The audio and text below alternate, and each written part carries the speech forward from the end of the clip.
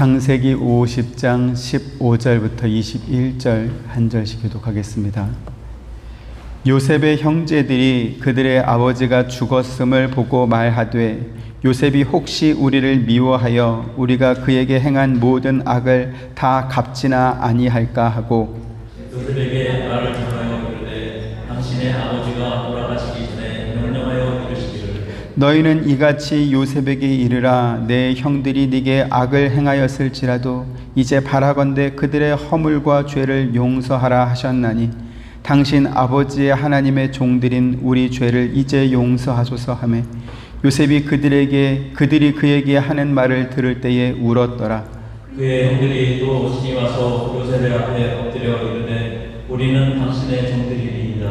요셉이 그들에게 이르되 두려워하지 마소서 내가 하나님을 대신하리이까 당신들을 나를 하려 하지만 하나님은 그것을 손으로 바꾸사 오늘과 같이 많은 백성의 생명을 권하게 하시려 하신다. 같이 당신들은 두려워하지 마소서 내가 당신들과 당신들의 자녀를 기르리이다 하고 그들을 간곡한 말로 위로하였더라. 아멘. 창세기 강해가 오늘 예배를 마지막으로 끝마치게 됩니다. 태초에 하나님이 천지를 창조하셨다라는 말씀으로 시작했던 창세기가 야곱과 요셉의 죽음으로 이제 족장 시대를 마무리하고 새로운 시대를 기대하게 하고 있습니다. 하나님의 창조 사역은 하나님의 모양과 형상을 따라 사람을 만드시되 그 코에 하나님의 생기를 불어넣어 사람도 하나님처럼 영이 있는 존재로 만드시는 것으로 그렇게 완성이 되었습니다. 그런데 그 창세기의 기록이 야곱과 요셉의 죽음으로 끝이 나고 있습니다. 왜 생명으로 시작했던 창세기가 죽음으로 끝나는 것일까요? 그것은 바로 죄 때문에 그렇습니다. 영광스러운 하나님의 창조 사역과 또 하나님께서 친히 당신의 손으로 빚어 만든 사람과의 아름다운 동행은 하나님께서 아담을 위해 하와를 만들어준 때까지였습니다. 창세기 3장부터는 사람이 범한 죄가 그 아들과 후손에게로 유전되고 전염되고 확장되어 심판으로 멸망받는 것 외에는 방법이 없다라는 것을 보여주고 있습니다. 실제로 하나님께서는 노아 때에 죄로 가득했던 세상을 홍수로 심판하셨고 또 소돔과 고모라의 죄를 유황불로 심판하셨습니다.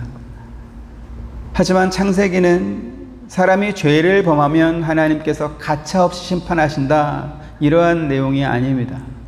오히려 죄 범한 인생을 사망과 멸망 가운데 그냥 버려두지 않으시고 그 인간을 구원하기 위해 여인의 후손 곧 하나님의 아들을 보내주겠다 이렇게 약속하시는 하나님의 사랑을 보여주는 기록인 것이지요. 그래서 창세기 5장에 아담에서부터 시작하여 노아까지 이어지는 족보와 또 창세기 11장에 홍수심판 이후에 셈에서 시작하여 아브라함까지 이어지는 족보가 바로 그것을 증명하고 있습니다. 어느 시대나 또는 어느 나라이든지 그 나라를 대표하는 유명한 가문, 족보가 있습니다. 미국에서는 잘 아시는 것처럼 케네디 가문, 루즈벨트 가문, 록펠러 가문 혹은 부시 가문 이러한 가문들이 모든 사람들이 알아주는 그러한 가문이겠죠. 우리나라도 지금은 족보를 따지고 중요하게 여기는 시대는 아니지만 그러나 조선시대까지만 해도 왕족이었던 전주이 씨 혹은 안동 김씨, 파평윤 씨 같은 성씨만 돼도 모든 사람이 인정해주는 그러한 유명한 가문들이 있었습니다. 왜 가문들이 그렇게 중요합니까? 그 가문이 왕족인지 혹은 정승이나 고위 관료를 많이 배출한 그러한 가문인지에 따라서 그 후손으로 태어난 사람들이 사회적으로 인정받는 어떤 가산점들이 있었기 때문에 그렇습니다. 성경에 족보가 자주 등장하는 이유도 똑같다라는 것이죠. 마태복음 1장에 보면 아브라함에서부터 시작해서 예수님까지 이어지는 족보가 기록되어 있습니다. 그런가 하면 누가복음 3장에서는 예수님에서부터 시작해서 그 위에 누구 이래서 하나님까지 이어지는 족보가 또 기록되어 있습니다. 누가복음 3장 38절 같이 보시죠. 시작. 그 위는 에노스요, 그 위는 셋이요, 그 위는 아담이요, 그 위는 하나님이시니라 이랬습니다. 여기 지금 누가복음의 족보가 예수님의 아버지가 누구였는지로 시작해서 그 위가 누구였는지 타고 올라가서 마지막에 하나님까지 이르게 되었다라는 것이 대단히 중요합니다. 하나님을 아담의 아버지다 이렇게 말씀한 것은 하나님께서 아담을 창조하셨기 때문에 그렇습니다. 또한 누가복음에 기록된 예수님의 족보가 예수님에서부터 시작해서 하나님까지 연결됨으로 인해서 예수님이 하나님의 아들로 세상에 오셨다라는 것을 그 족보를 통해서 설명해 주고 있는 것이죠. 이처럼 성경에 기록된 예수님의 족보는 하나님께서 아담과 아브라함에게 주셨던 여인의 후손 메시아에 대한 약속을 하나님께서 포기하지 않으시고 이루어 주셨음을 뜻하는 것입니다. 약속이라고 하는 것은 약속한 대상이 죽어 사라지게 되면 그와 했던 약속도 함께 없어지고 맙니다. 하나님께서 아브라함과 이삭과 야곱에게 주셨던 약속이 그 약속을 믿었던 사람들에 의해서 그 약속의 효력이 계속 이어지거나 혹은 이루어질 수 없는 이유가 바로 이것 때문입니다. 결국 성경에 기록된 약속을 받았던 사람들은 그 약속을 기다리다가 모두 죽었습니다. 하지만 인간의 시간 위에 계신 영원한 하나님께서 당신이 하신 약속을 지켜내신 것이지요. 그래서 고린도서 10장 1절부터 4절 보십니다. 형제들아, 나는 너희가 알지 못하기를 원하지 아니하노니 우리 조상들이 다 구름 아래에 있고 바다 가운데로 지나며 모세에게 속하여 다 눈과 바다에서 세례를 받고 다 신령한 음식을 먹으며 다 같은 신령한 물을 마셨으니 이는 그들을 따르는 신령한 반석으로부터 마셨으며 그 반석은 곧 그리스도시라. 네, 구약의 성도들이 홍해를 건너고 구름 기둥의 인도를 따라 산 것을 가리켜서 세례로 비유하고 있고, 그들이 하늘의 만나와 반석에서 나온 물을 마신 것을 성찬으로 설명하고 있습니다. 이처럼 하나님께서 당신이 하신 그 약속을 지키셨기 때문에 구약의 성도들도 약속의 실체로 오신 예수 그리스도로 인해서 신약의 성도들과 똑같은 구원을 받았다, 이렇게 성경이 설명하는 것입니다. 오늘 본문은 아브라함과 이삭과 야곱으로 대표되는 족장 시대가 저물고 이제는 이스라엘 자손들이 애굽에서 민족을 이루게 되는 새로운 시작을 보여주고 있습니다. 고향과 부모의 집을 떠나서 해외로 나온 사람들은 대부분 더 잘 살기 위해서 나오는 것 아니겠습니까? 애굽으로 이주해 왔던 야곱과 그의 아들들도 흉년을 피해서 더 잘 살기 위해서 애굽으로 온 것이었습니다.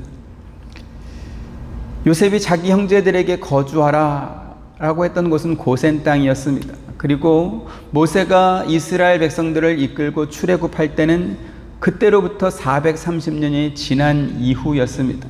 출애굽기 12장 40절 41절 이스라엘 자손이 애굽에 거주한 지 430년이라 430년이 끝나는 그날에 여호와의 군대가 다 애굽 땅에서 나왔은즉. 네, 하나님께서 약속하신 것처럼 이스라엘 자손들은 애굽에서 사는 동안 큰 민족을 이루었습니다. 출애굽기 1장 7절부터 9절 이스라엘 자손은 생육하고 불어나 번성하고 매우 강하여 온 땅에 가득하게 되었더라. 요셉을 알지 못하는 수랑이 일어나 애굽을 다스리던 같이 그가 그 백성에게 이르되 이 백성 이스라엘 자손이 우리보다 많고 강하도다 이랬습니다. 놀라운 것은 애굽 왕도 걱정할 만큼 생육하고 불어나 번성했던 이스라엘 자손들이 그 고센 땅을 떠나지 않고 그곳에서 계속 함께 살고 있었더라는 것입니다. 그 증거는 하나님께서 애굽에 10번째 내리신 장자 재앙 이후에 애굽 왕 바로가 모세와 아론을 밤중에 불러서 그 땅을 떠나라고 했을 때 함께 동시에 떠났던 것입니다. 출애굽기 12장 31절 34절. 밤에 바로가 모세와 아론을 불러서 이르되 너희와 이스라엘 자손은 일어나 내 백성 가운데서 떠나 너희 말대로 가서 여호와를 섬기며 너희가 말한 대로 너희 양과 너희 소도 보라고 나를 위하여 축복하라 하며 애국 사람들은 말하기를 우리가 다 죽은 자가 되도다 하고 그 백성을 재촉하여 그 땅에서 속히 내보내려 하므로 그 백성이 말도 되지 못한 땅은 그릇 옷에 사서 어깨에 매니라. 네. 만약 이스라엘 백성들이 온 애굽 전역에 흩어져서 살았다라고 한다면 아직 누룩도 넣지 않은 밀가루 반죽 그릇을 옷에 싸가지고 어깨에 메고 애굽을 떠날 수 없었을 것입니다. 당시의 애굽의 영토는 오늘날 이집트뿐만 아니라 그 아프리카 대륙의 그 밑에 있는 수단과 에티오피아까지 이르는 아주 넓은 나라였습니다. 만약에 이스라엘 자손들이 그 넓은 땅에 흩어져 살았더라면 하룻밤 사이에 어떻게 그 모든 사람들이 동시에 애굽을 떠나올 수 있었겠습니까? 아마 에티오피아나 수단 쪽에 살던 이스라엘 백성들이 육로로 걸어가지고 고센 땅까지 오는 것만도 한 달은 걸렸을 것입니다. 이처럼 이스라엘 백성들이 함께 출애굽을 할 수 있었던 것은 하나님께서 야곱에게 주셨던 약속을 하나님께서 지키셔서 그들이 함께 살도록 하셨기 때문에 이루어진 것입니다. 창세기 46장 2절부터 4절. 그 밤에 하나님이 이상 중에 이스라엘에게 나타나 이르시되 야곱아 야곱아 하시는지라 야곱이 이르되 내가 여기 있나이다 하매 하나님이 이르시되 나는 하나님이라 내 아버지의 하나님이니 애굽으로 내려가기를 두려워하지 말라 내가 거기서 너로 큰 민족을 이루게 하리라. 같이 내가 너와 함께 애굽으로 내려가겠고 반드시 너를 인도하여 다시 올라올 것이며 요셉이 그의 손으로 내 눈을 감기리라 하셨더라. 아멘. 우리도 이민 사회를 살고 있지만 학교나 직장이나 결혼 등 수많은 이유로 인해서 현재 사는 곳을 떠나 새로운 장소로 이사하게 되는 일들이 많지 않습니까? 그런데 400년이 넘는 애굽의 이민 역사 속에서 큰 민족을 이룬 모든 이스라엘 백성들이 아무도 흩어지지 않고 한 곳에 모여 살았다라고 하는 것은 하나님의 역사를 빼면 이해할 수 없는 그러한 기적일 것입니다. 그래서 솔로몬은 이와 같은 일들을 보면서 사람이 마음으로 자기의 길을 계획할지라도 그의 걸음을 인도하시는 이는 여호와이시니라 이렇게 고백하곤 했습니다.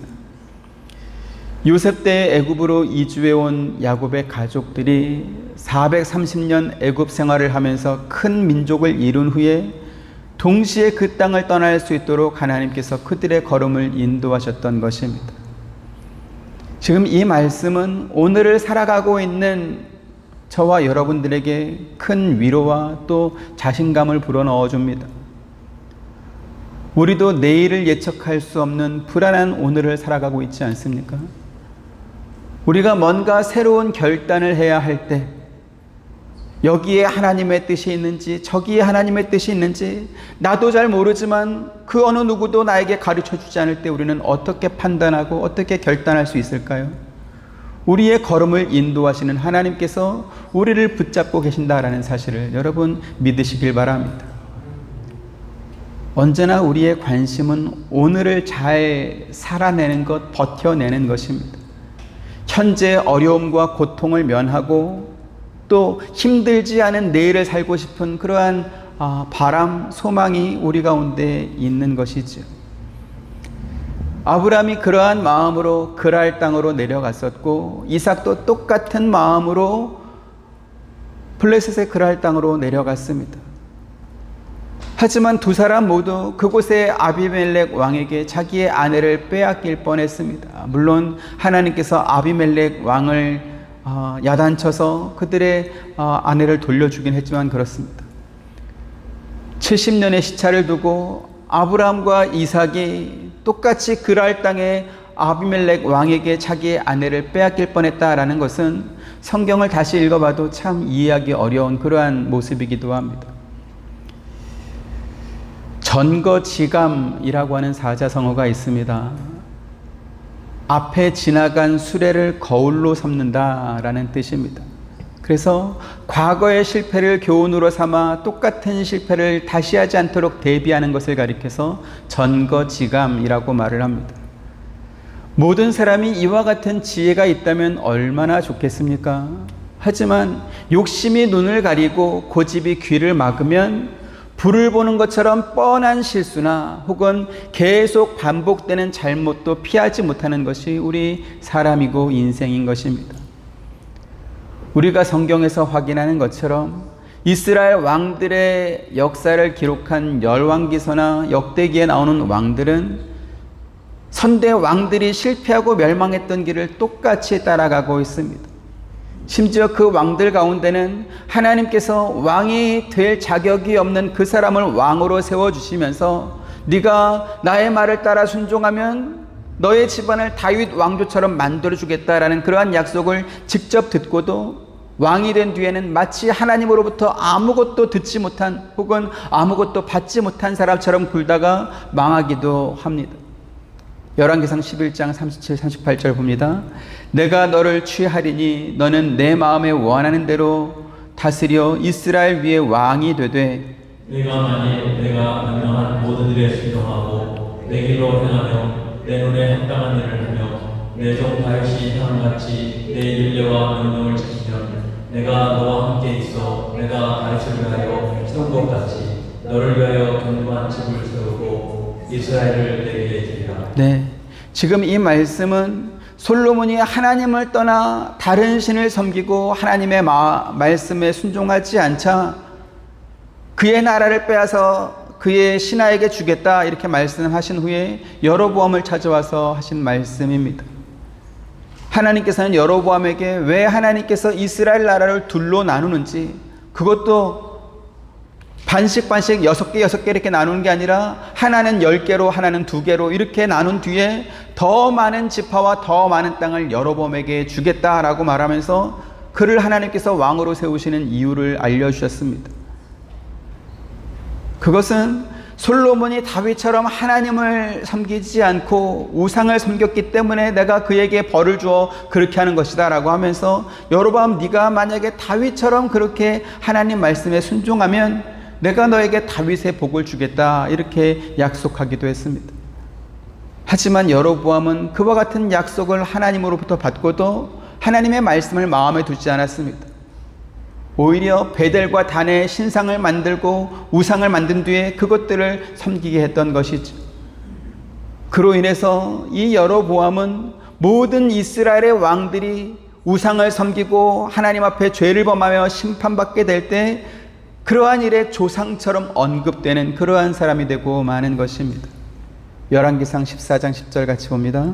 그러므로 내가 여로보암의 집에 재앙을 내려 여로보암에게 속한 산에는 이스라엘 가운데 매인자나 노인자나 다 끊어버리되 거름더미를 쓸어버림같이 여로보암의 집을 말갛게 쓸어버릴지라 이랬습니다. 계속해서 열왕기하 15장 24절 같이 봅니다. 여호와께서 보시기에 악을 행하여 이스라엘로 범죄하게 한 느밧의 아들 여로보암의 죄에서 떠나지 아니한지라 이랬습니다. 우리가 지금까지 확인한 것처럼 성경에 믿음의 사람이라고 말했던 사람들조차도 자신의 유불리에 따라서 하나님의 말씀이나 약속을 쉽게 저버린 때가 너무나 많았습니다. 하나님께서 직접 주시는 약속을 받았던 아브라함과 이삭과 야곱 모두가 자기 형편이 어려워질 때가 되면 인간적인 방법을 선택했다가 큰 낭패를 보았습니다. 광야의 이스라엘 백성들은 만나 외에는 먹을 것이 없다라고 하면서 자기들이 하나님 말씀에 순종하지 못하는 원인이 외부의 환경 때문이다 이렇게 핑계를 냈습니다. 앞서 우리가 살펴본 것처럼 우상을 섬겼던 이스라엘 왕들은 하나님으로부터 확실한 약속을 받고도 자기가 앉은 그 권력을 자기 스스로 지키겠다라고 하면서 이전의 왕들보다 더 심한 죄를 범했습니다. 그리고 그 기간에 하나님의 선자를 자청하고 또 성전을 지켰던 제사장들은 그러한 부패한 왕들의 죄를 눈감아주고 그들의 편을 들어주면서 자기들의 배를 채우곤 했습니다. 이처럼 인간이라고 하는 종자는 마치 여름철에 먹다가 남긴 음식처럼 가만히 두면 더욱 부패해지는 그러한 공통점이 있습니다. 그래서 인간은 자기 스스로를 구원할 수 없을 뿐만 아니라 더 나아지지도 못하는 것입니다. 그런데 그러한 인간을 하나님께서 포기하지 않으시고 마침내 구원하고 계십니다. 그것이 바로 성경의 역사인 것이죠. 오늘 우리가 살펴보고 있는 창세기 50장 1절부터 13절에 보면 야곱의 죽음을 애도하고 장리하는 모습을 설명하고 있습니다. 2절 3절에 보니까 요셉이 야곱의 시신을 향으로 처리하는데 40일이 걸렸다 이렇게 말씀합니다. 이것은 당시 애굽의 귀족들이나 왕족이 죽은 사람들의 시신을 미이라로 만드는 과정을 뜻합니다. 그 후에 애굽 사람들이 70일 동안 슬퍼하며 곡을 하는 기간을 가졌다 이렇게 또 성경은 말합니다. 구약을 연구하는 신학자들에 따르면 당시 애굽의 왕이 죽었을 때 72일 동안 곡을 하는 그러한 기간을 가졌다고 합니다.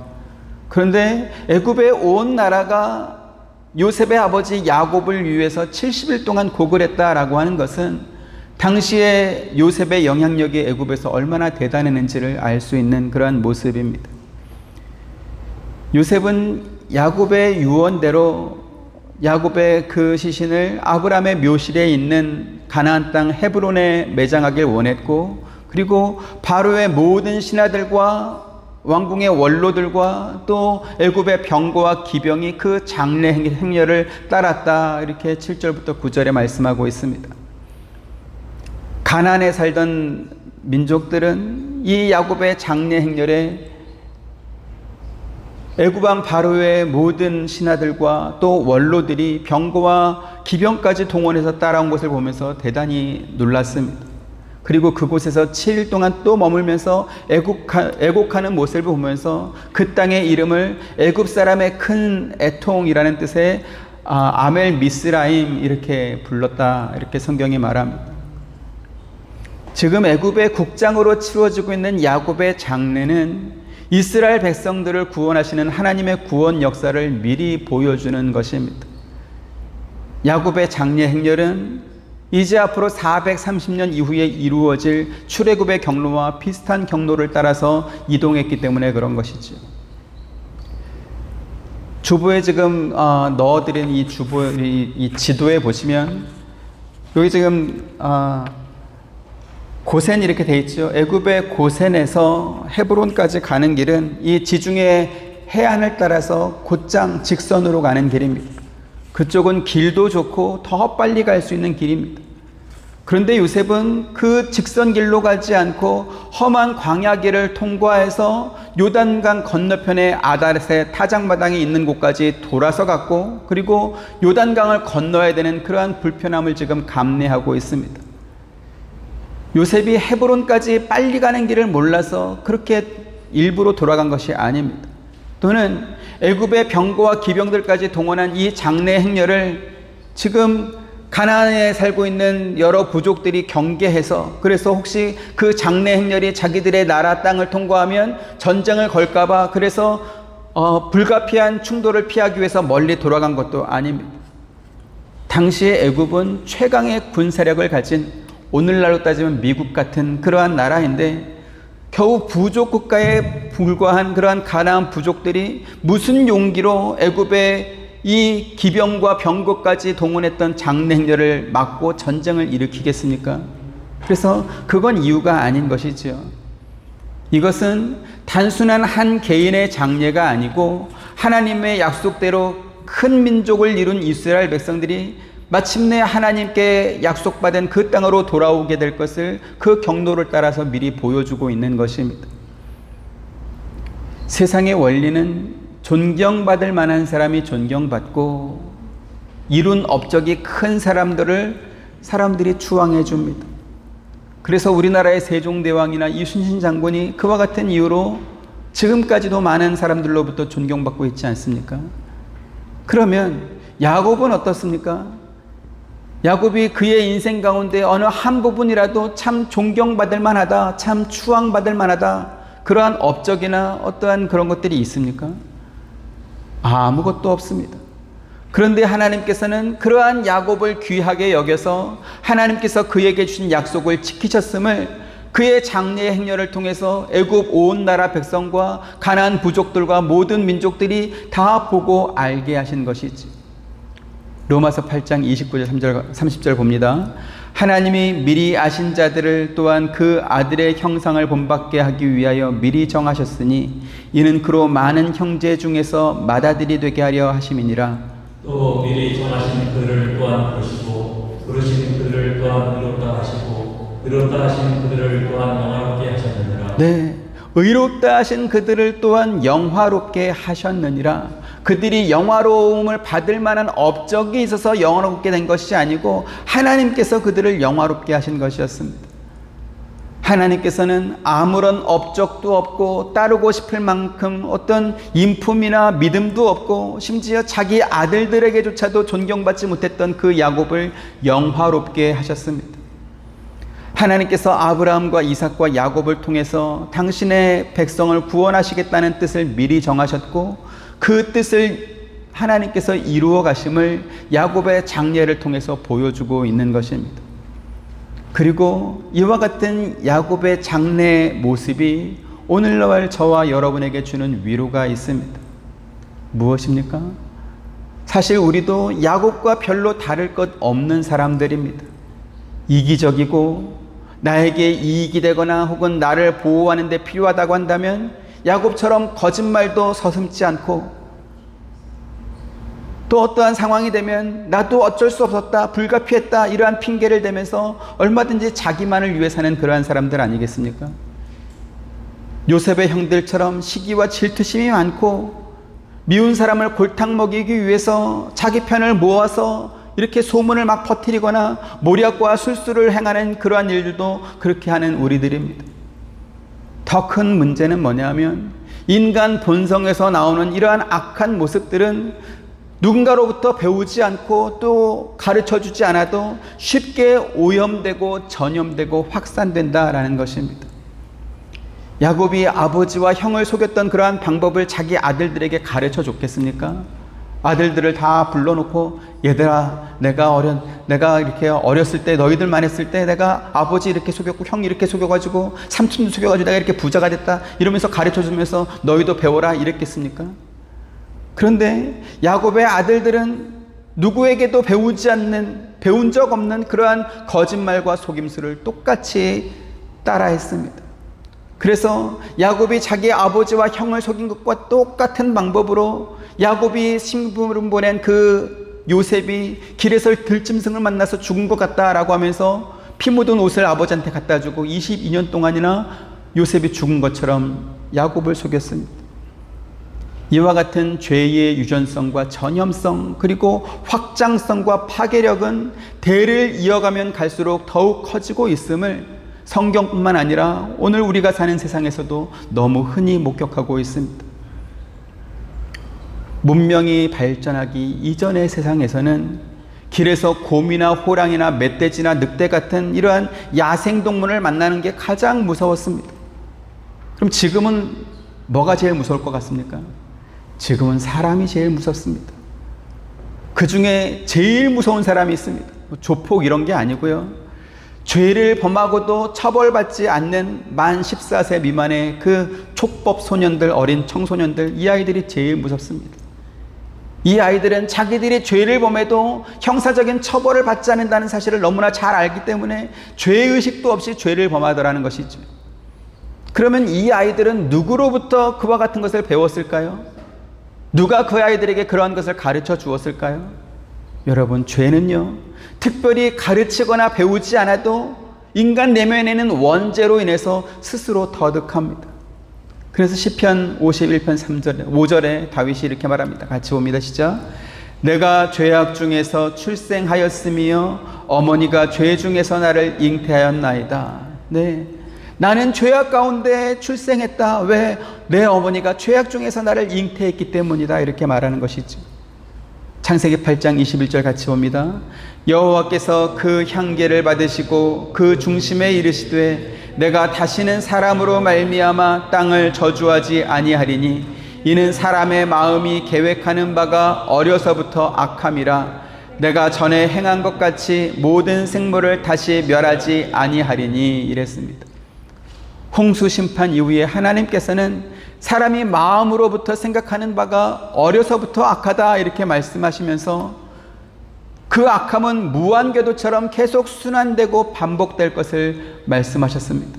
그래서 내가 전에 행한 것 같이 모든 생물을 다시 멸하지 않겠다 이렇게 말씀하신 것은 죄 가운데서 태어나서 어려서부터 악한 그 인간 때문에 모든 생물들을 심판으로 멸망하는 그러한 일들은 이제 예수 그리스도께서 마지막 오셔서 세상을 심판하시는 그날까지 유보하겠다라는 그러한 의미인 것입니다. 이처럼 우리 인간은 너나 할 것 없이 심판받고 형벌받는 것이 마땅한 존재들입니다. 하지만 하나님께서 그러한 우리를 야곱을 사랑하신 것처럼 우리도 사랑하십니다. 흉년을 피해서 이민 온 이민자에 불과한 이 야곱의 죽음을 애굽 온 나라가 마치 애굽의 국왕의 장례를 치르는 것처럼 70일 동안 슬퍼하게 했고, 또 애굽 왕의 모든 신하들과 왕궁의 원로들이 가나안 땅까지 그 장례 행렬을 따라가면서 애굽의 병거와 기병까지도 동원해서 그렇게 따라가게 하고, 또 헤브론에 도착해서는 7일간 또다시 또 애곡하게 함으로 인해서 그 야곱의 마지막 죽음을 영화롭게 하신 것입니다. 이렇게 야곱을 사랑하신 하나님께서 오늘 저와 여러분도 사랑하게 하실 줄 믿습니다. 우리가 무슨 영광스러운 존재이고 우리의 업적이 화려하고 대단해서 그렇게 영화롭게 되는 것이 아니고, 하나님께서 택하신 우리를 하나님께서 영화롭게 하시기 때문에 우리가 그렇게 또 영화롭게 되는 것이지요. 오늘 본문인 15절부터 21절까지 보면 야곱이 죽은 이후에 요셉이 자기들에게 복수할까 봐 두려워하는 형들에게 위로와 용서의 말을 주는 그러한 내용이 나오고 있습니다. 우리가 창세기 48장 49장에서 확인했던 것처럼 야곱이 자기 아들들에게 유언할 때 한 사람 한 사람 불러서 유언한 것이 아니고 모든 아들들을 불러 모아서 같이 듣게 했습니다. 그런데요, 요셉의 형들은 아버지가 돌아가시기 전에 자기들에게 이러한 명령을 했다라고 하면서 요셉만 듣지 못했던 새로운 유언의 말을 전달해 주고 있습니다. 17절 같이 봅니다. 시작. 너희는 이같이 요셉에게 이르라. 내 형들이 네게 악을 행하였을지라도 이제 바라건대 그들의 허물과 죄를 용서하라 하셨나니 당신 아버지의 하나님의 종들인 우리 죄를 이제 용서하소서 하매 요셉이 그들이 그에게 하는 말을 들을 때에 울었더라 이랬습니다. 지금 이 말이 정말로 야곱의 유언이었는지 혹은 형들이 요셉에게 거짓말을 하는 것인지 알 수 없습니다. 하지만 중요한 건 뭡니까? 당신 아버지의 하나님의 종들인 우리 죄를 이제 용서하소서라고 하면서 요셉에게 진심으로 용서를 구하고 있는 것입니다. 사실 요셉은 형들에게 자기의 정체를 드러낼 때 이미 형들의 잘못을 용서한 바 있었습니다. 창세기 45장 5절 시작. 당신들이 나를 이곳에 팔았다고 해서 근심하지 마소서, 한탄하지 마소서. 하나님이 생명을 구원하시려고 나를 당신들보다 먼저 보내셨나이다 이랬습니다. 여기에 말을 보면 지금 요셉이 형들에게 내가 형들을 용서했다 이러한 말을 직접적으로 하진 않습니다. 하지만 요셉이 형들에게 용서한다는 말을 직접 하지 않은 것은 형들뿐만 아니라 이스라엘 전체를 구원하시려는 하나님의 계획과 역사가 더 컸기 때문에 요셉이 용서하고 말고가 필요 없었기 때문에 그렇습니다. 하나님께서 이루시는 그 구원의 역사 속에는 요셉을 노예 상인에게 팔았던 형들의 죄까지도 그 구원 역사를 돕는 데 하나의 중요한 역할로 사용되고 있었습니다. 지금 이것은 요셉의 형들이 요셉을 노예 상인에게 판 그 일이 하나님의 구원 역사를 도왔다라는 그러한 뜻이 아니고, 요셉의 형들의 그 악한 죄까지도 하나님께서 선하게 바꾸셨다, 구원 역사를 이루는 데 사용하셨다, 이러한 뜻입니다. 세상에서도 죄를 범한 사람은 법에 따라 합당한 처분을 받는 것처럼 성경에도 하나님이나 사람에게 죄를 범한 사람은 그에 합당한 벌을 받습니다. 오늘 본문에 야곱이 죽은 후에 야곱이 죽은 후에 요셉의 형들이 요셉에게 우리 죄를 이제 용서하소서라고 하면서 요셉에게 용서를 구하는 그러한 형들의 모습이 그것을 증명합니다. 우리가 살펴본 것처럼 요셉은 이미 오래전에 형들을 다 용서했는데 요셉의 형들은 야곱이 죽은 이후까지 요셉의 눈치를 보면서 혹시 아버지가 돌아가셨기 때문에 이제 애굽의 총리인 요셉이 자기들에게 복수하지 않을까 그러면서 전전긍긍하며 살고 있었던 것이지. 이것이 바로 죄의 무서움입니다. 죄는 엄청난 은혜와 용서의 복을 받았음에도 불구하고 그것을 믿지 못하고 누리지 못하게 만들기 때문에 그렇습니다. 요셉이 형들에게 베푼 호의와 은혜를 자기들 수준으로 해석해서 지금 애굽에서 가장 좋은 땅에서 마치 왕의 가족처럼 보호를 받고 살았음에도 불구하고 요셉의 형들은 오랜 기간 동안 두려움과 근심 속에서 살아왔던 것입니다. 언제 요셉이 우리한테 복수를 할까? 혹시 아버지가 돌아가셨으니까 이제는 복수하지 않을까? 그러면서 그 두려움에 전전긍긍했던 것이지. 이처럼 죄는 은혜를 잊어버리게 합니다. 죄는 가장 안전한 곳에 살면서도 불안을 느끼게 합니다. 이것은 요셉의 형들뿐만 아니라 오늘 저와 여러분들의 모습이기도 할 것입니다. 하나님께서 당신의 아들을 통해서 우리의 죄를 용서해 주시고 온갖 좋은 은사와 온전한 선물을 우리에게 주셨음에도 불구하고 우리는 여전히 불안한 세상을 살고 있기 때문에 그렇습니다. 로마서 8장 22절에 보면 자기 아들을 아끼지 않고 우리에게 내주신 하나님이시니 그 하나님께서 아들과 함께 모든 것을 우리에게 주시지 않겠느냐 이렇게 말씀했습니다. 하지만 우리는 요셉의 형들처럼 하나님께서 가장 좋은 은사를 우리에게 주셨음에도 불구하고 그리고 우리가 그것을 이미 받았음에도 불구하고 오늘 사는 것을 걱정하고 아직 일어나지 않은 내일과 미래를 염려하며 살고 있는 것입니다. 죄의 가장 큰 문제는 이미 용서하신 하나님의 큰 사랑을 믿지 못하는 것입니다. 하나님께서 당신의 아들을 우리 대신 희생하여 우리의 모든 죄를 용서하셨다라고 했지만 하나님을 믿지 않는 인간들은 그와 같은 용서의 방법을 믿지 못하겠다 이렇게 말합니다. 하나님을 믿지 않는 사람들 또 예수 그리스도로 말미암아 얻게 되는 구원의 역사를 받아들이지 않는 그러한 사람들, 그래서 멸망으로 끝날 사람들은 그럴 수 있다 하겠습니다. 그런데 예수님을 믿는다라고 하면서도 모든 염려와 불안을 품에 안고 사는 그러한 사람들은 도대체 무엇일까요? 하나님께서 우리에게 주신 모든 은혜 가운데 가장 좋은 은혜가 바로 죄의 용서입니다. 왜 그렇습니까? 그 죄 때문에 우리 인간의 모든 불행과 고통과 번민과 아픔과 죽음까지도 그 죄로 인해서 들어오기 때문에 그렇습니다. 그래서 하나님께서는 당신의 아들을 통해서 이 죄의 문제, 근본 문제를 완전히 해결해 주신 것입니다. 죄의 문제가 해결되었다라고 하는 것은 다른 것들은 전혀 문제가 되지 않는다라는 것입니다. 나무의 열매가 병들면 그 열매를 따서 버리면 됩니다. 나무의 가지가 병들면 가지치기 하면 끝납니다. 하지만 나무의 뿌리가 병들게 되면 되살릴 방법이 없습니다. 죄가 바로 그 뿌리인 것이죠. 그래서 예수님께서는 당신의 몸에 우리를 덧붙여서 이제는 우리가 죄의 몸이 아니라 우리의 뿌리가 죄가 아니라 예수의 몸에 연합된 존재가 되었다. 이렇게 예수님께서 직접 말씀하셨습니다. 요한복음 15장 4절 5절 같이 봅니다.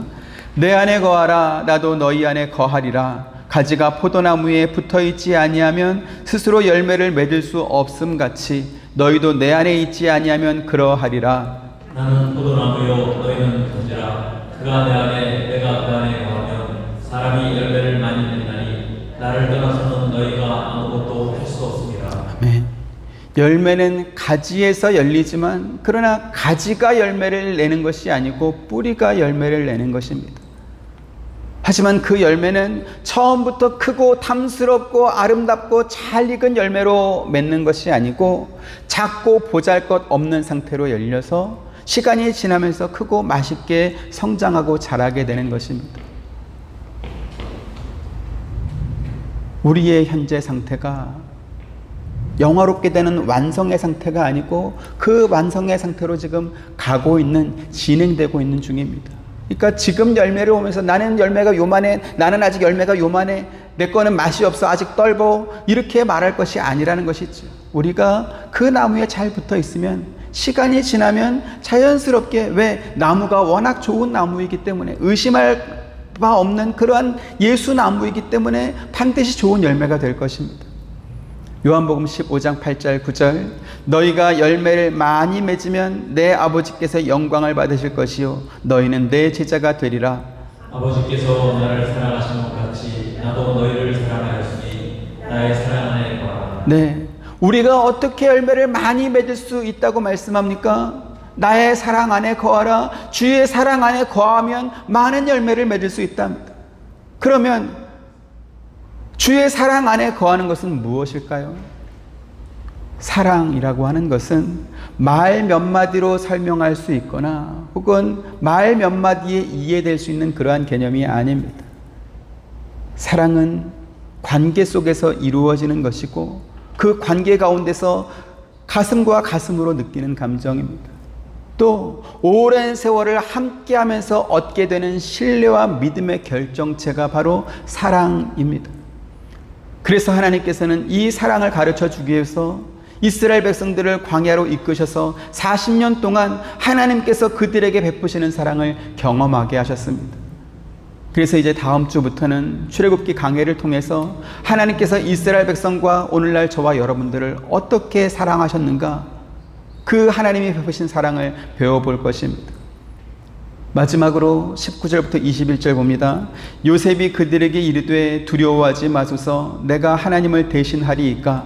당신들은 나를 헤아려 하였으나 하나님은 그것을 선으로 바꾸사 오늘과 같이 많은 백성의 생명을 구원하게 하시려 하셨나니. 같이 당신들은 두려워하지 마소서, 내가 당신들과 당신들의 자녀를 기르리이다 하고 그들을 간곡한 말로 위로하였더라 이랬습니다. 요셉이 형들을 용서하며 위로하는 말을 보면 형들에 대한 자신의 감정이 이미 다 풀어졌다, 나는 이제 더 이상 형들을 미워하지 않는다, 이러한 말이 아닙니다. 형들이여 두려워하지 마소서, 내가 하나님을 대신하리이까. 당신들은 나를 해하려고 했지만 그러나 하나님께서 그것을 선한 것으로 바꾸셔서 많은 생명을 구원하셨습니다, 이렇게 말하고 있습니다. 이처럼 자기가 지나온 삶 가운데 있었던 모든 일들이 자기뿐만 아니라 자기 형제들의 온 가족, 온 백성을 구원하려는 하나님의 뜻과 섭리 가운데서 꼭 필요한 사건들이었다, 그러한 시간들이었다, 이렇게 고백하고 있는 것입니다. 이것이 바로 하나님을 믿는 사람들이 가져야 할 역사관입니다. 모든 역사를 나를 중심으로 바라보고 해석하게 되면 나에게 손해를 주고 나를 기분 나쁘게 한 그 사람 때문에 마음이 상하게 되고 억울하고 분한 마음 때문에 잠을 잘 수 없게 됩니다. 하지만 우리에게 일어나는 모든 일들이 합력하여 선을 이루도록 역사하시는 하나님 중심으로 해석하게 되면 그렇게 섭섭하고 억울한 일조차도 견디고 이길 수 있게 되는 것입니다. 사람들은 복수를 좋아합니다. 그래서 드라마가 됐든 영화가 됐든 통쾌하게 복수를 하는 걸 보면서 시청률이 올라가죠. 그런데요, 인간의 복수는 성공했다고 해서 마음속까지 시원하지도 않고 성공한 그 복수는 또 다른 복수를 불러내서 결국은 모두가 불행해지고 끝나는 것입니다. 오늘 본문의 요셉은 얼마든지 형들에게 복수할 수 있는 그러한 위치에 있었지만 그러나 선으로 악을 이김으로 인해서 하나님의 사랑을 받는 사람들의 특별함을 형들에게 보여주고 있습니다. 그래서 뭐라고 하고 있죠? 당신들은 두려워하지 마소서, 내가 당신들과 당신들의 자녀를 기르리이다, 이렇게 말합니다. 진짜 통쾌한 복수는 바로 이런 것입니다. 자기에게 악하게 대한 사람뿐만 아니라 그들의 자녀들까지 내가 다 길러주겠다, 이렇게 말하는 것이죠. 여러분, 웬만큼 잘 살면 이런 말 하지 못합니다. 비슷비슷하거나 조금 잘 살면 이런 말 못합니다. 압도적으로 잘 살아야 나에게 나쁘게 한 사람 너도 책임지고 네 자녀까지도 내가 책임질게. 이러한 말은 정말로 압도적으로 잘 살아야 할 수 있습니다. 그러한 위치는 누가 만들어줬습니까? 요셉이 자수성가했습니까? 아니요. 하나님께서 그렇게 만들어주셨기 때문에 그러한 넉넉함과 풍성함이 자기에게 악하게 했던 형들을 용서해주는 정도가 아니고 그들의 삶과 그 자녀들의 삶까지도 내가 다 책임져 주겠다, 이렇게 말할 수 있는 것입니다. 저와 여러분이 이와 같은 복을 받게 되시기를 주님의 이름으로 축원드립니다. 옆에 분들에게 말씀하시죠. 내가 복수하지 맙시다. 하나님이 하게 하십시다. 네. 하나님께서 하게 하시는 게 이게 진짜 복수입니다. 박하게 복수하는 것이 아니고 내가 압도적으로 잘 살아서 내가 너 책임져 줄게. 이 정도쯤 돼야, 그래야 우리의 마음이 통쾌해지지 않겠습니까? 통쾌하고 싶으십니까? 세 사람만 통쾌하고 싶으십니까? 다시 한번 통쾌하고 싶으십니까? 네, 그렇게 되시기를 주님의 이름으로 축원드립니다. 은혜로우신 아버지 하나님, 감사합니다. 창세기 1장부터 50장까지 이어지는 말씀을 통해서 인간이 얼마나 악하고 한심한 존재인지 확인하고 또 확인해 봅니다. 그런데 하나님께서는 그 악한 인간을 구원하기 위해서 영원 전부터 계획하셨던 그 계획을 하나님의 방법과 능력으로 이루어 가심을 우리에게 보여주십니다. 이제 이스라엘 백성으로 시작하는 새로운 역사가 출애굽기부터 시작될 터인데 하나님께서 얼마나 당신의 백성들을 사랑하고 위하시는지 잘 배워가게 하시고 또 그 말씀을 우리의 것으로 삼게 하여 주옵시며 더욱 하나님을 신뢰하고 믿고 의지하며 순종하며 나아가는 우리 모두가 되도록 은혜 더하여 주옵소서. 예수님의 이름으로 기도합니다. 아멘. 지금은 우리 주 예수 그리스도의 은혜와 하나님의 크신 사랑과 보혜사 성령님의 감화감동 교통하심이 하나님의 은혜와 사랑을 받고 나아가는 사랑하는 모든 성도님들의 머리 위에와 가정과 생업과 하시는 모든 일들 가운데 지금부터 영원토록 함께 있기를 축원하옵나이다. 아멘.